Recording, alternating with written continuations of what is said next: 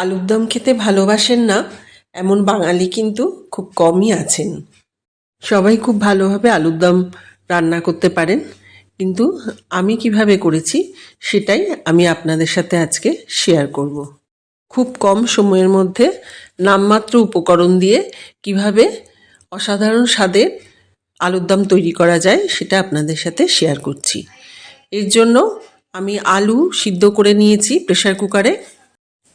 আলুর পরিমাণটা আপনারা নিজেদের পছন্দ অনুযায়ী দেবেন।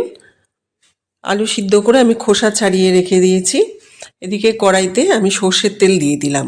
সর্ষের তেল দিয়ে ফার্স্টে আমি এই সেদ্ধ আলুগুলো একটুখানি নুন আর হলুদ দিয়ে সামান্য ভেজে নেব, আর সাথে দিয়ে দিলাম কাশ্মীরি লাল লঙ্কার গুঁড়ো। আলুটা মশলার সাথে সামান্য ভেজে নিচ্ছি। এবার তুলে রাখলাম। কড়াইয়ের মধ্যে ওই তেলেই আমি দিয়ে দিলাম আস্ত গরম মশলা আর জিরে, আস্ত জিরে দিয়ে দিলাম।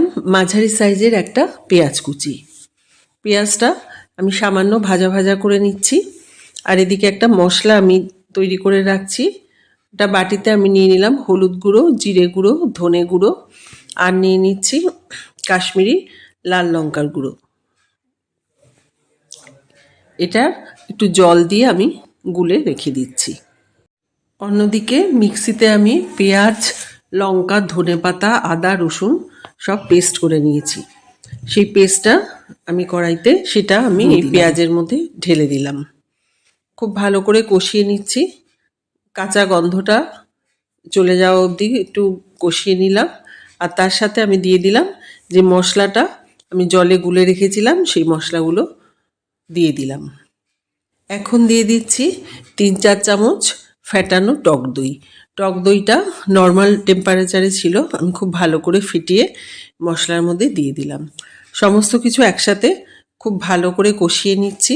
এবার দিয়ে দিচ্ছি পরিমাণ মতো জল। জলটা দিয়ে আমি একটু নুন দিয়ে দিলাম।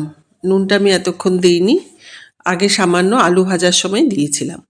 জলটা ফুটে উঠলে এই সেদ্ধ করা মশলা মাখানো আলুগুলো আমি এর মধ্যে দিয়ে দিলাম।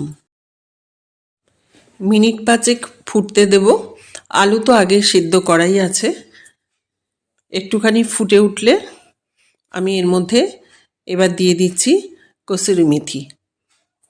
কসুরি মেথি হাতে গুঁড়ো করে দিয়ে দিলাম, আর দিয়ে দিচ্ছি অল্প একটু ধনেপাতা কুচি। খুব ভালো করে আমি নাড়িয়ে নিচ্ছি।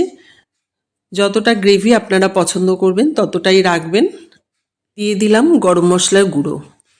ব্যাস, আমার কিন্তু আর কিছু লাগছে না। কি হয়ে গেছে সুস্বাদু আলুর দমের রেসিপি।